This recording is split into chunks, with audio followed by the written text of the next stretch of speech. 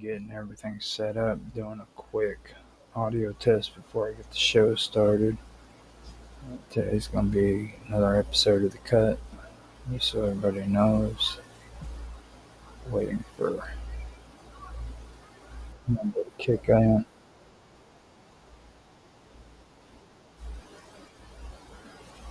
Sounds good on Kick. Hopefully today I actually had the live stream on Wonderful World of Weirdness. Last night I put it on the wrong channel, so I had to redo all that on YouTube.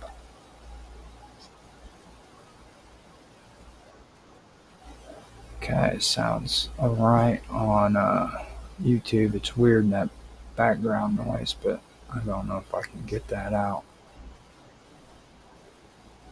Sounds good on DLive as well. Now I have to go over and check Twitch, see if it's working.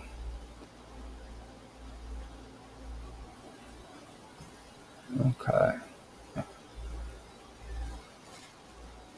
Sounds good on Twitch. Hit refresh on Rumble. It still hasn't kicked in yet. Sounds like it's actually. Sounds good on Rumble. Okay, so we are good to go. So, here in a minute, after I take a drink of my soda, I'm going to start the episode, do my introduction, and then go into the topic. Hello, everybody, and welcome to another episode of The Cut. Today is the 7th episode, I believe. I have got my story set up, I guess you could say, for this episode. Hopefully, they'll be longer than what they were before. I was really surprised by that last week. Whenever I did do my last episode, it was kind of short. Hopefully, this is a lot longer. I really would like to. I really don't know what to say about this week. I can't really say it was a setback, but I can't really say that it was a step forward. I ended up having to cancel a stream that I did or was supposed to do yesterday. But that's okay. I'm actually ahead on that one, so I can do that next week. Been having some uh, technical issues and stuff of that nature, so we can get to it when we need to get to it. So with that being said, I'd like to welcome everybody to the show and get on with the talking points, or with talking points, I guess. So here we go. In the years following the Roman withdrawal from Britain, the land lay fractured, a patchwork of territories claimed by ambitious warlords. Among them, Vortigern rose with cunning and ambition, determined to secure his rule over a people weary of chaos. He selected a high hill on the Welsh mountains as the site for a great tower, envisioning a structure that would symbolize power and endurance for generations. Yet despite careful planning and skilled masons, the tower refused to stand. Stones crumbled, walls collapsed, and the king's frustration grew with every failed attempt. Advisors whispered of curses, spirits, and the anger of the land itself. One spoke of a prophecy: only the blood of a boy born without a father could anchor the foundation and prevent it from falling. Skeptical, yet desperate, Vortigern dispatched envoys to search the land. Months passed with no sign of such a child, and the tower continued to fail, casting doubt upon both prophecy and power. At last, word arrived of a boy in a remote part of North Wales, mysterious in birth, whose father was unknown. He was brought to Vortigern's court, where the boy's presence radiated an aura of calm and certainty. Unlike other children, he showed no fear. Instead, he laughed softly at the court's insistence on prophecy. "I know why your towers fall, king," he said. "It is not the stones or the mortar, nor any curse. Look beneath the foundation, and you will find the truth." The court erupted. "Impossible," one adviser cried. "We have found the child, yet our work still fails." The boy shook his head. "You misunderstood. Dig deep beneath the hill, and the earth itself will reveal what you cannot see from above." Vortigern ordered the excavation. As workers dug, they uncovered a hidden pool beneath the hill. From its depths emerged two dragons, one red and one white, coiled in silent tension. The court gasped. "The white dragon represents invaders who will seek your lands," the boy explained. "The red dragon represents your people, their struggle in the mirror of your kingdoms. No, their struggle is the mirror of your kingdom's fate." The dragon stirred, and the water rippled with power. The red dragon struck the white with fury precision, or with fiery precision. The white lunged back, scales glinting like frost. The ground quaked under the weight of their conflict, yet the boy remained calm. "Fear not what you see," he said. "The red dragon fights for home. The white dragon fights for conquest. Observe and understand the balance that governs all." Vortigern turned to the boy. "Who are you?" "I am Merlin," he replied simply. "I see what others cannot. I guide those willing to understand that power without wisdom is fragile. The king's pride battled with me. The king's pride battled with awe. Tell me, how may I build my tower to endure?" Merlin raised a hand. "The tower is not merely stone and mortar. Its foundation is its foundation is truth, patience, and respect for forces unseen. Dig deep, learn from what lies hidden, and act with wisdom. Only then will the tower and your kingdom stand." Days passed. Vortigern worked alongside the masons, observing the water, the stones, and the reflections of the dragons. He spoke often with Merlin. "Why do the dragons fight?" Merlin's eyes gleamed. "The struggle mirrors life itself. One fights for legacy, the other for dominion. Learn from them. Your tower is a metaphor for leadership. Strength arises from perception and understanding, not fear or haste." The court, once skeptical, began to murmur. Some saw the wisdom, others clung to old fears. "Must we wait for the earth to speak?" one said. "Patience is the key," Merlin said.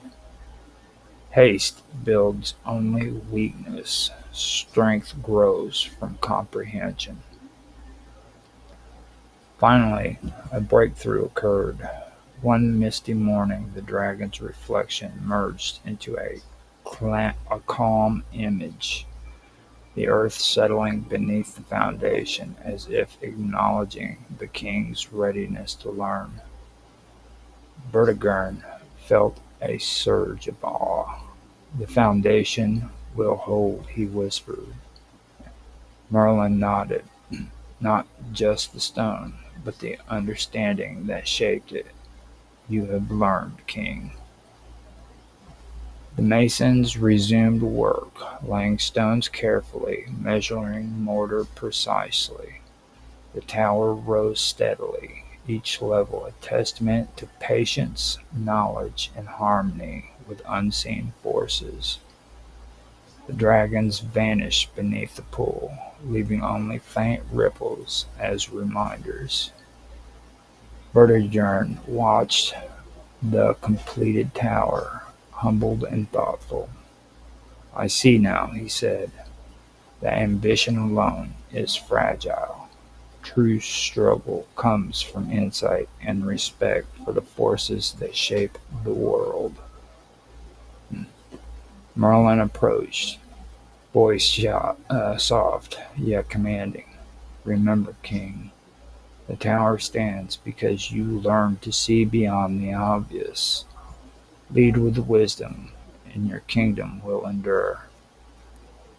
Years passed, and the boy, who had no father, now known as Merlin, became a figure of legend.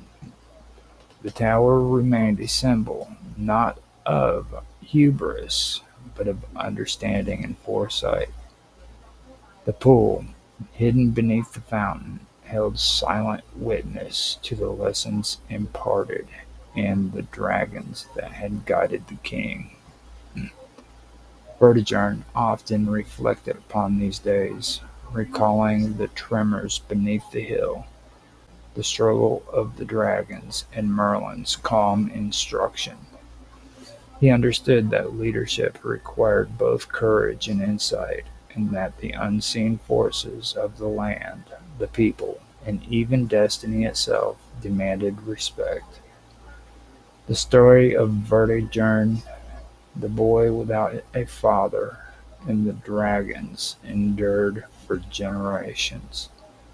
It reminded all who heard it that ambition, untempered by wisdom, leads to ruin, that even the mightiest king must learn to observe, to listen, and to act with knowledge and patience. From the hills of Wales, mist curling over ancient stones, the legend whispered to those willing to hear it. The strength is born of understanding. That guide that guidance often comes from the unexpected, and that the true foundation of any endeavor is not merely in what is seen, but in what is recognized beneath the surface. And so the Tower of Vortigern stood, not as a monument to pride, but as a lasting testament to the power of perception, the guidance of a boy who required no father to wield wisdom, and the enduring truth that balance and insight can shape both kingdoms and hearts alike.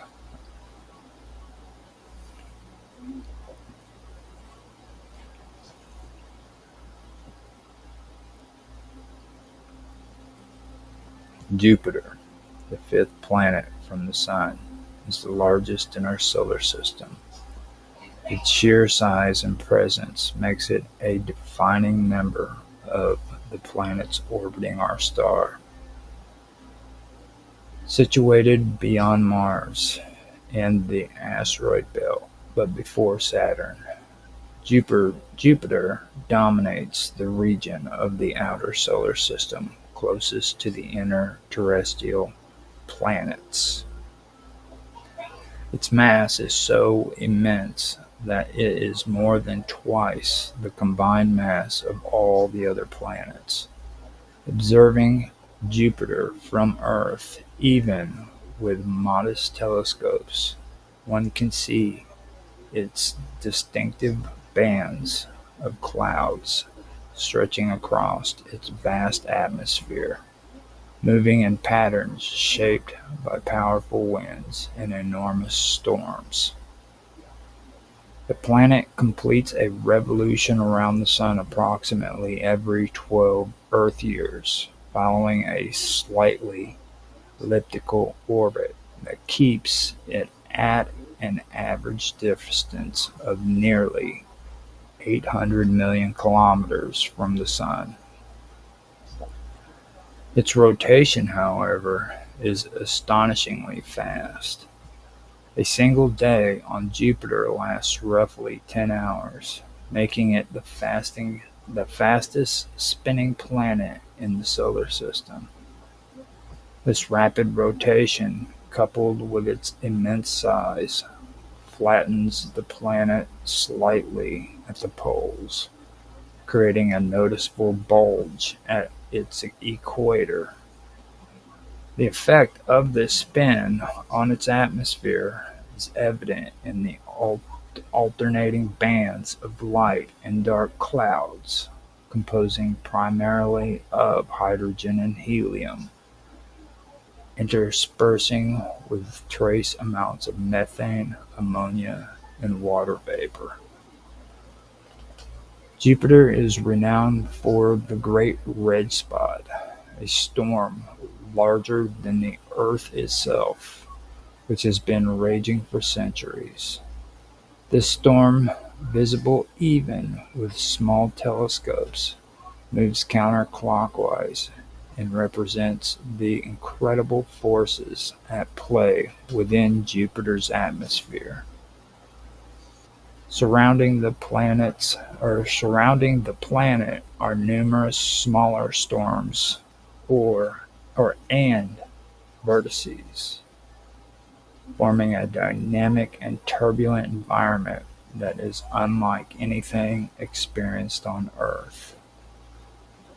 Winds in the upper atmosphere can reach speeds of hundreds of kilometers per hour, shaping the planet's colorful belt in zones that give Jupiter its signature appearance. The planet's gravitational influence extends far beyond its own atmosphere. Its immense mass affects the orbits of surrounding celestial bodies, including the asteroid belt, and the paths of comets that enter the inner solar system.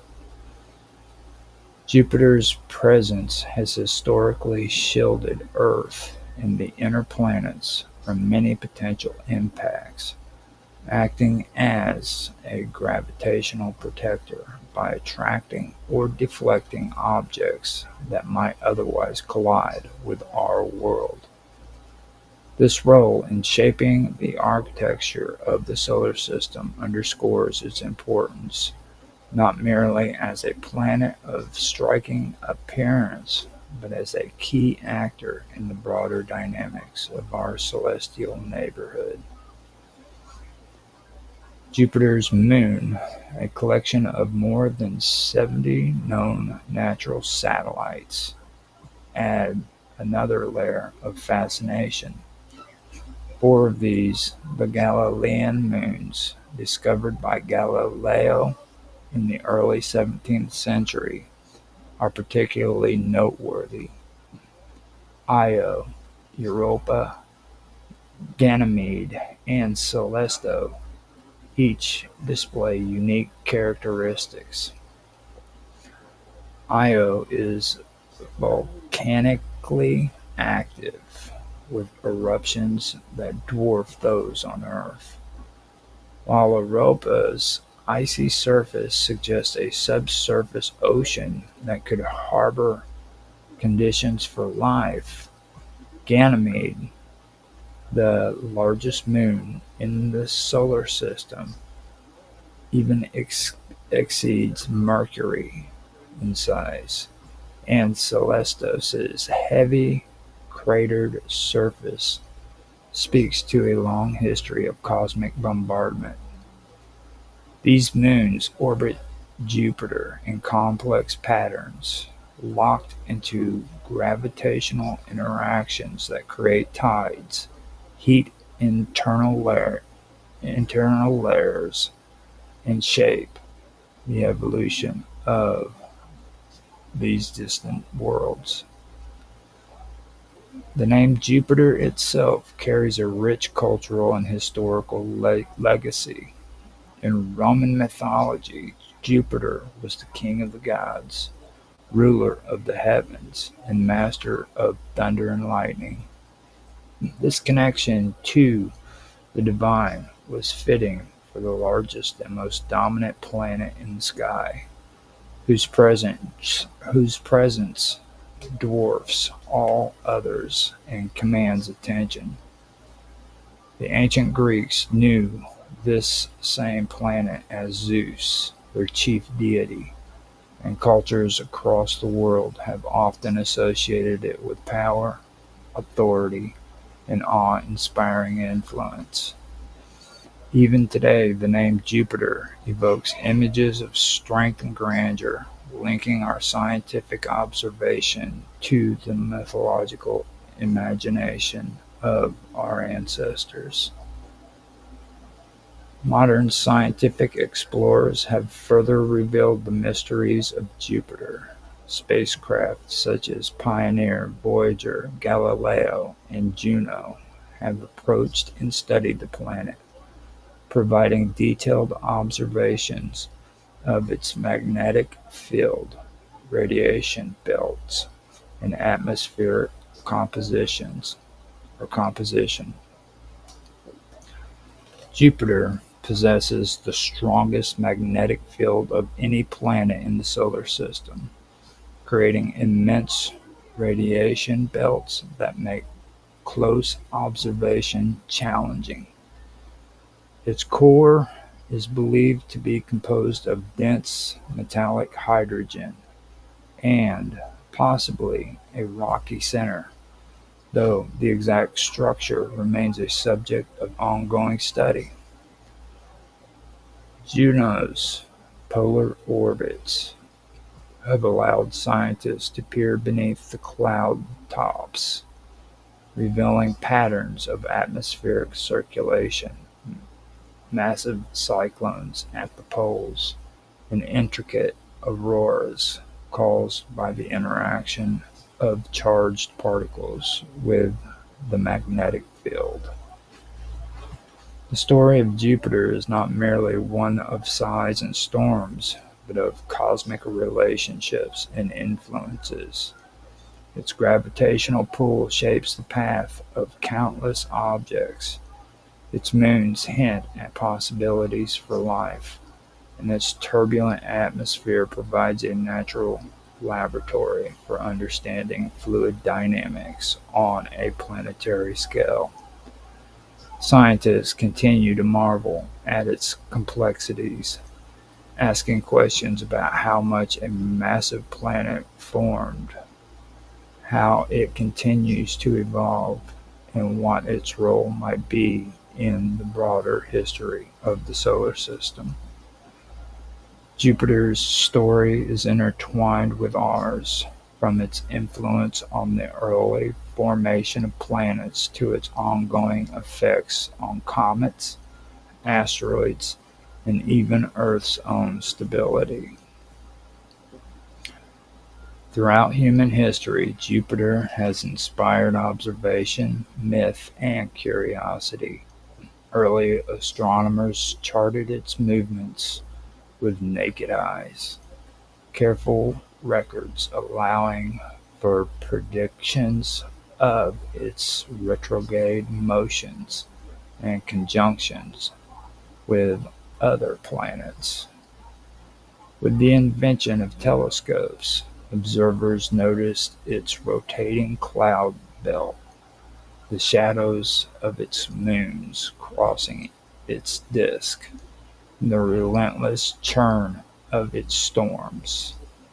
Galileo's observations of the four largest moons in the early 17th century challenged the prevailing notion that all celestial bodies revolved around Earth, making a turning point in the scientific understanding of the heavens. Even today, Jupiter continues to shape human thought, both scientifically and culturally. It its presence reminds us of the scale and complexity of the solar system, of the power of gravity to bind worlds together, and of the mystery that lies in the storms and bands of an alien atmosphere. Astronomers study its radiation, atmospheric chemistry, and magnetosphere to understand planetary physics on a scale impossible to replicate on Earth. Educators use it to teach about orbital mechanics, the conservation of angular momentum, the interplay between mass, gravity, and energy in shaping planetary environments. The swirling clouds of Jupiter, with their vibrant red, orange, and browns, evoke a sense of both violence and beauty. The great red spot, a storm larger than Earth, serves as a reminder of the sheer power present in the universe, while the icy moons orbiting quietly in the darkness hint at calm and stability among chaos.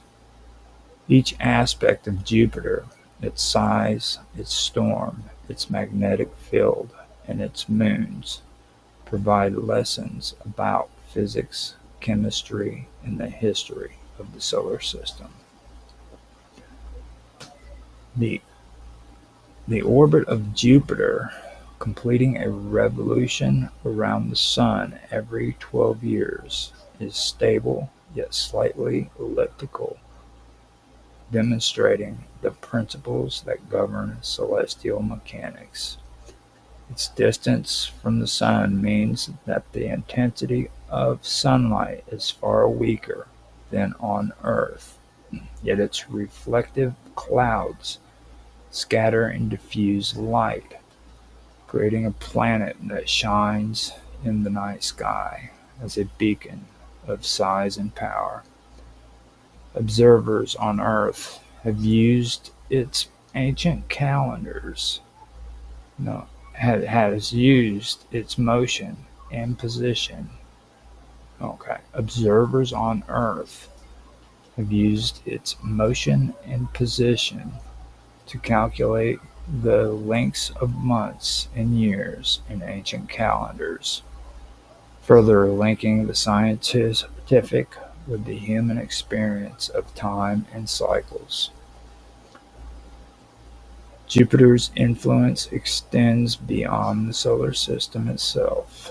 Its strong gravitational field shapes the Oort cloud and the paths of comets, serving as a guardian for the inner planets. Occasionally, the planet captures passing asteroids or deflects potential impacts, demonstrating the dynamic interplay of forces that govern planetary motion. Its study provides insight into the formation of gas giants in other star systems, informing the search for informing the search for exoplanets and the understanding of how planetary systems evolve over billions of years. The name of Jupiter and its mythological resonance continues to inspire writers, artists, and scientists alike. To ancient Romans, the planet represented divine authority and cosmic order.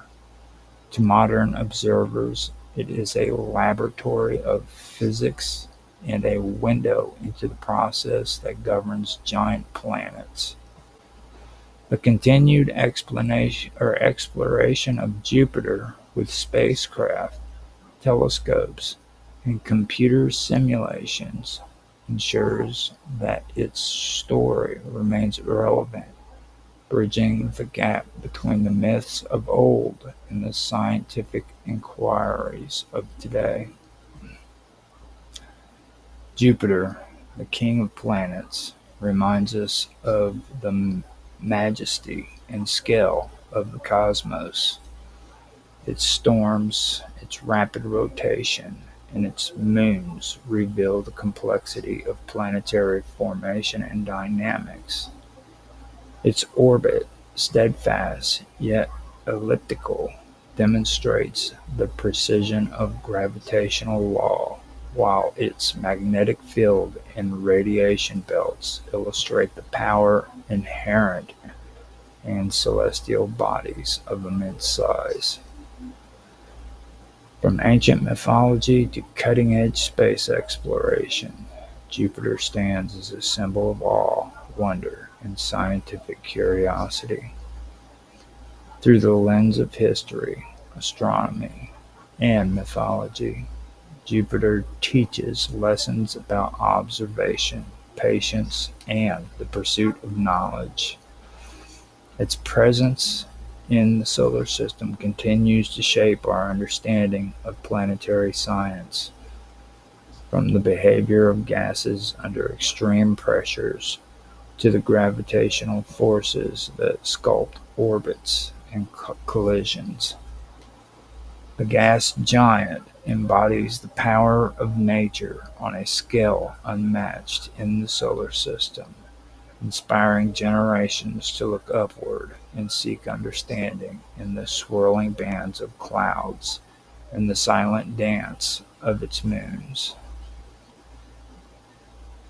Even as space agencies plan missions to study its atmosphere, interior, and moons in greater detail, the legacy of Jupiter is secure. It remains a constant, a monumental presence in the night sky, reminding humanity of the beauty, power, and mystery of the universe. Every observation, every mission, and every scientific insight draws us closer to comprehending the forces that shape not only Jupiter, but the solar system as a whole. Thus, Jupiter, for from its mythological roots to its scientific significance, endures as a central figure in our understanding of the cosmos. It teaches about gravity, energy, and motion.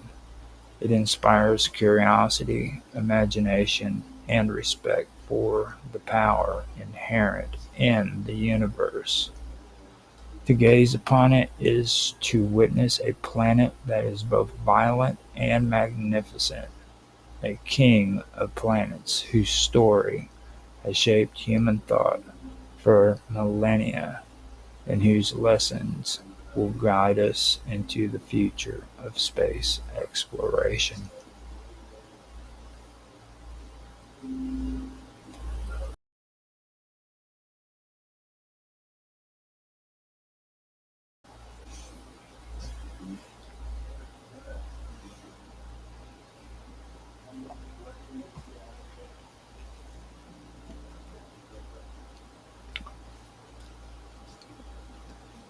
Robert Hooke was a 17th-century English scientist whose contributions span multiple fields including physics, astronomy, biology, and architecture. He is often remembered for his pioneering work in microscopy, his formulation of Hooke's law of elasticity, and his experiments with air pressure and combustion. Hooke's curiosity and inventiveness made him one of the leading figures of the scientific revolution in England, yet his life was marked with controversy, personal rivalries, and disputes over intellectual credit. His work often intersected with that of other prominent scientists of the period, leading to disputes over priority, recognition, and publication. One of Hooke's most famous contributions is his work with the microscope, published in his book, which detailed observations of cells and microscopic structures. He was among the first to use the term cell to describe the basic units of life, based on the compartmentalized structures he observed in cork tissue. His detailed illustrations and descriptions showcase not only his scientific skill, but also his talent as an observer and communicator.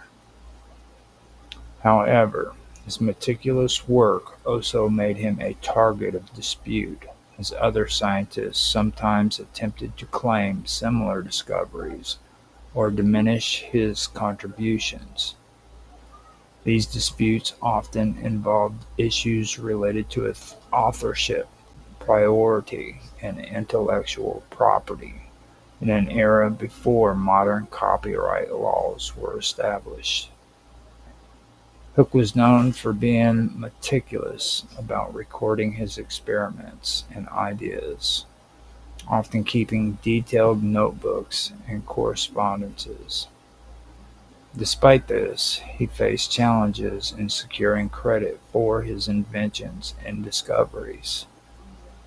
The 17th century was a period of intense competition among scientists, and Hooke was involved in several disputes with contemporaries over claims of priority. In many cases, other scientists published similar findings without acknowledging Hooke's prior work, leading him to engage in spirited arguments to defend his reputation. These conflicts illustrate both the collaborative and competitive nature of early modern science and the difficulties of establishing intellectual ownership in a rapidly evolving field. One of the most well-known rivals in Hooke's life was with Isaac Newton. Their conflicts were multifaceted, encompassing issues of scientific priority, personal animosity, and institutional influence. Hooke and Newton clashed over the nature of light, planetary motion, and the inverse square law of gravitation. Hooke claimed to have proposed ideas about the law of attraction between bodies before Newton published his monumental work on gravity.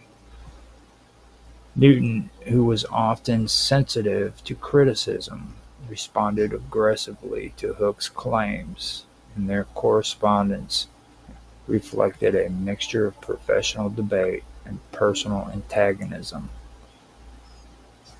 The rivalry was further complicated by Hooke's position within the Royal Society, where he served as curator of experiments and held considerable influence in the early scientific community of London.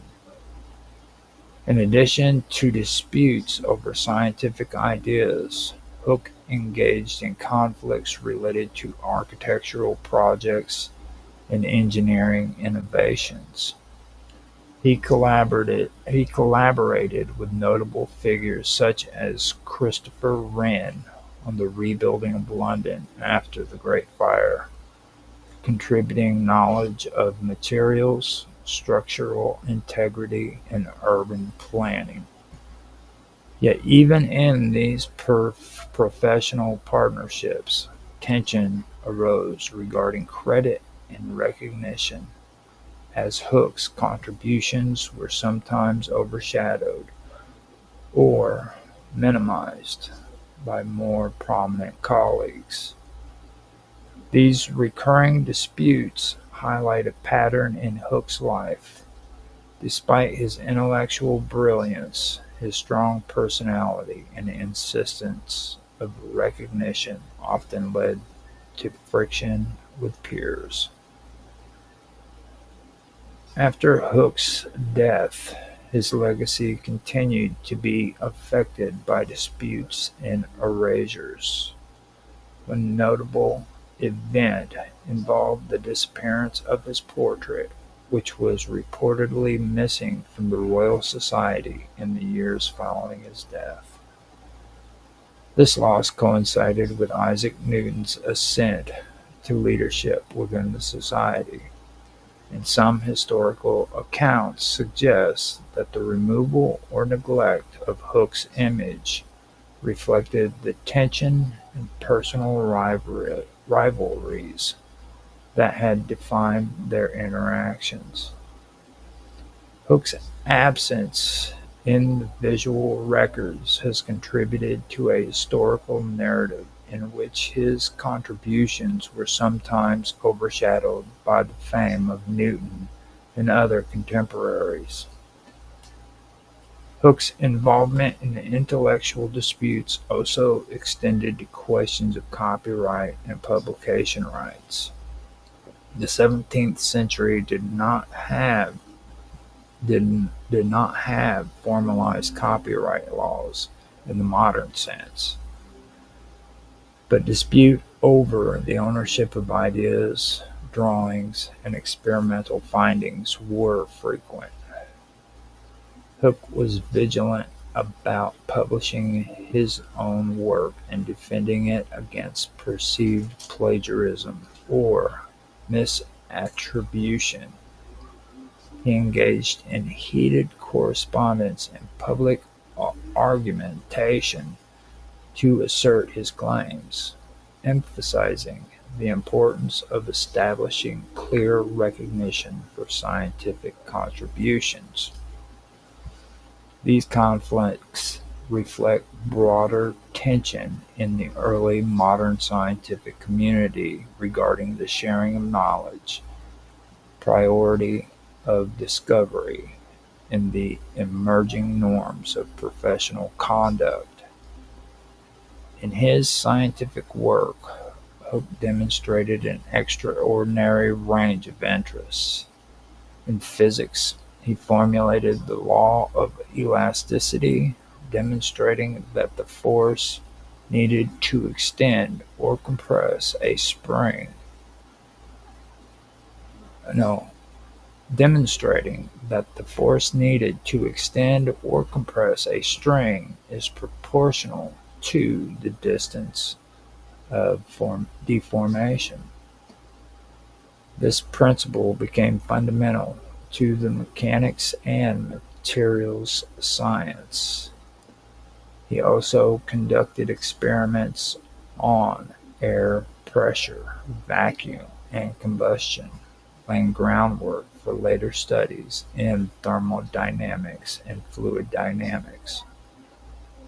His meticulous approach to measure and experimentation reflected a commitment to empirical observation, which was central to the ethos of the scientific revolution.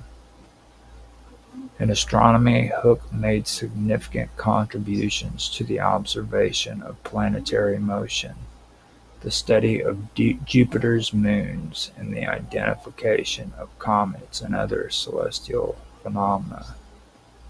His collaboration with other scientists in tracking the movements of celestial bodies, often employing innova- in- innovative instruments and observational techniques. Yet even in these endeavors, dispute arose regarding priority, particularly when other astronomers published findings that resembled Hooke's work. His insistence on proper attribution sometimes led to strange or strained relationships and ongoing debates about the ownership of knowledge. Hooke's architectural and engineering work further illustrates the breadth of his expertise. Following the Great Fire of London, he collaborated on the design of buildings, bridges, and urban infrastructures, applying scientific principles to practical problems.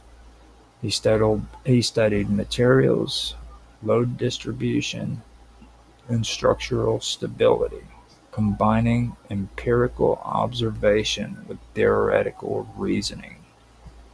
While his contributions were significant, his role was frequently minimized in historical accounts, often overshadowed by the fame of collaborators or the subsequent rise of Newton and others within the Royal Society.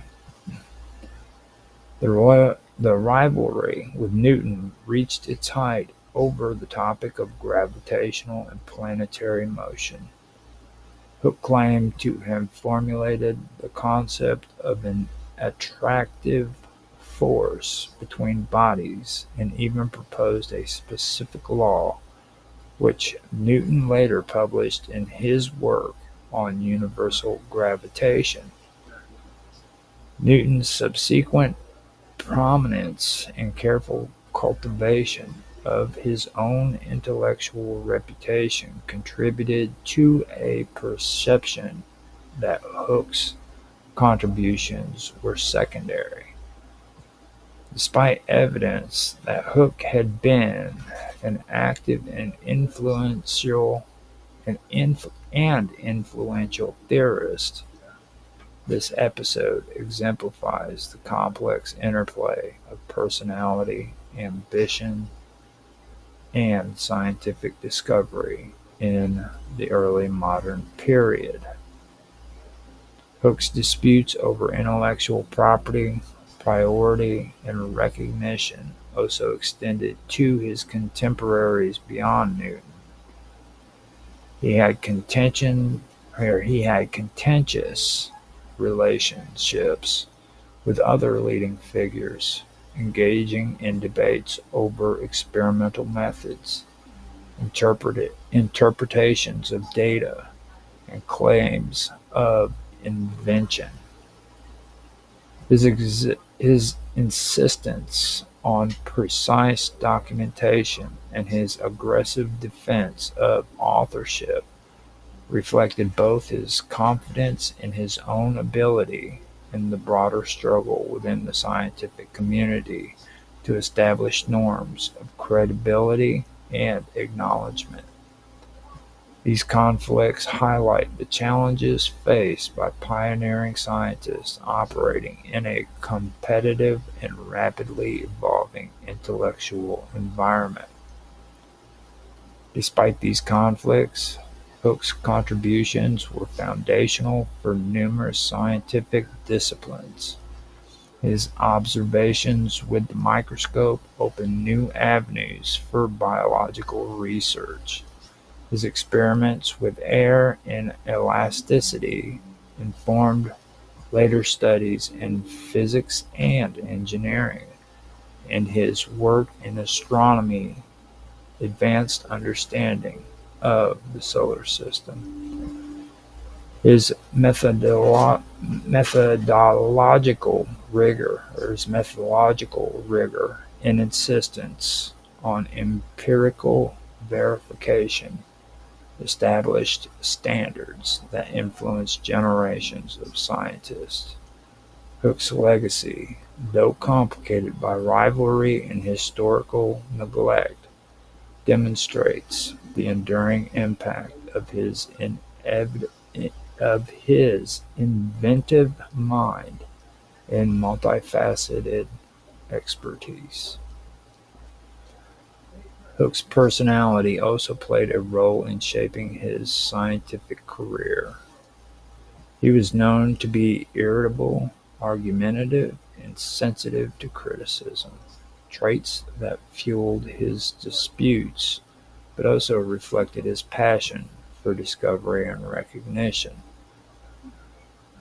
Contemporary accounts describe him as brilliant yet combative, a combination that made collaboration both productive and fraught.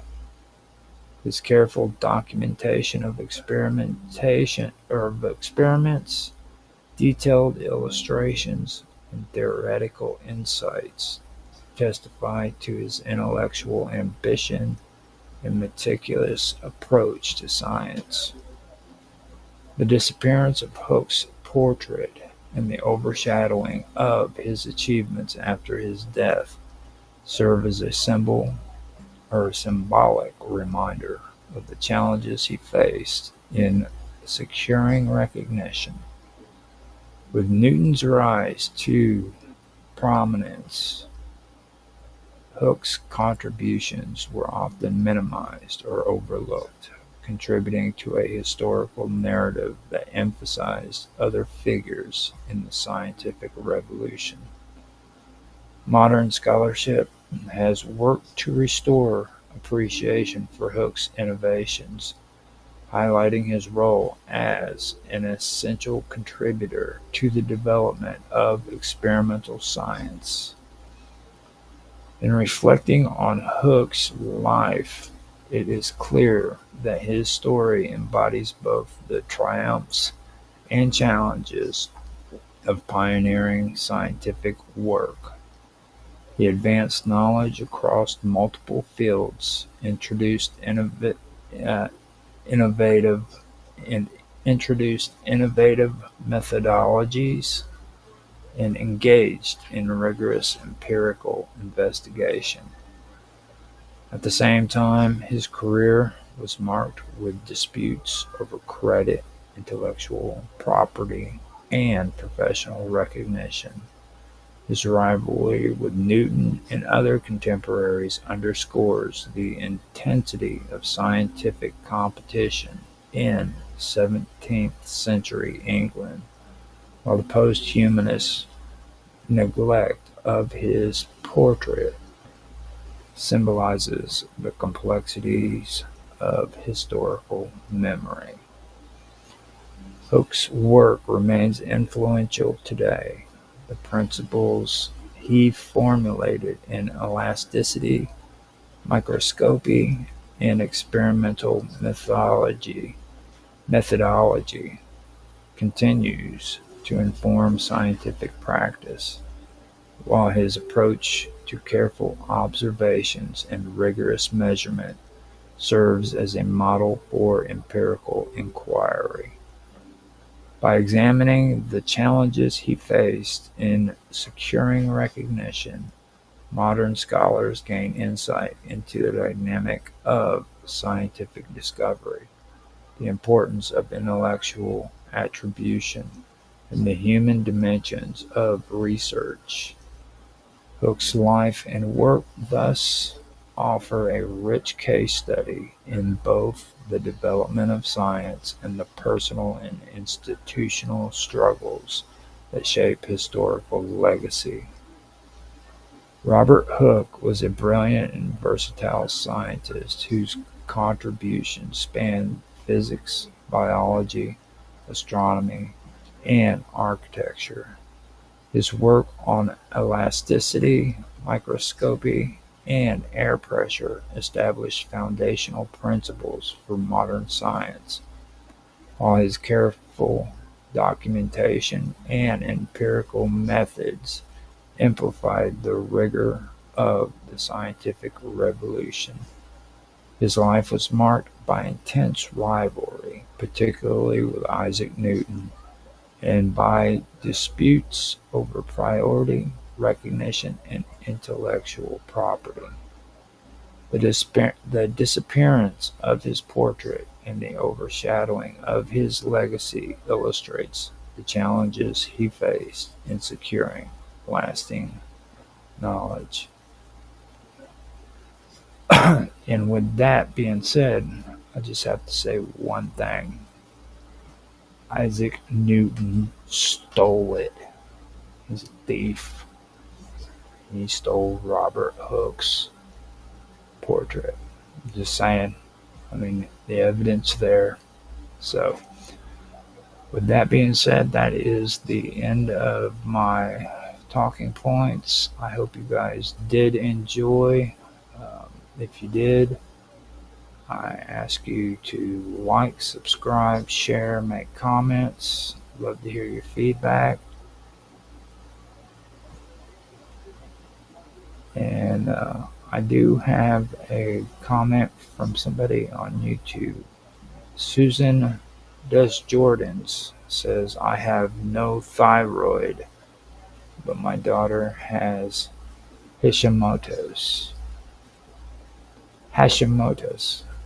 It's very interesting. So, yeah, hopefully we can maybe talk about that later on. I know a few people who's had issues with thyroid problems, and some of the complications that are involved in that. So, if you guys are into stuff like that, I do suggest that you check out another channel that I do have. It's smaller than the Wonderful World of Weirdness or Strange Stories, but it's still my channel. It's called Earth. I usually have, I believe I have it posted on the front page of the Wonderful World of Weirdness on YouTube. So if you guys want to check that out, go check it out. And maybe I'll get back to that and do an article and a stream concerning the thyroid. So thanks for making a comment, Susan. We do appreciate that. And with that, I will go ahead and say, if you like the stream, please like, subscribe, share, make comments, give some feedback down in the comment section. It's cool to get stuff in chat too, like we did just now with Susan, but the comment section is really important too. That sticks around after the stream is finished. So if you could go in there, make a comment, say hi if nothing else, and let everybody know how you're doing. If you do make a comment, I will respond. I guarantee you that. I always respond. So do me a favor and do that. Just so everybody knows, this is being streamed on the Wonderful World of Weirdness on both Rumble and on YouTube. The video will be edited and put also on my other channel besides the Wonderful World of Weirdness on YouTube, on Strange Stories, which is also on YouTube. At a later time, it'll be scheduled and put on there, so you can check it out on that channel as well. If you aren't on YouTube or on Rumble, you can also check me out on Infamous 1969 at Infamous 1969 on Twitter or Twitch. Sorry about that. And you can find me on Kick as well as DLive as Roger_Hanson. With that being said, we got to do it now is say thank you guys for watching. I hope you have a good day, and I will talk to you later. Bye.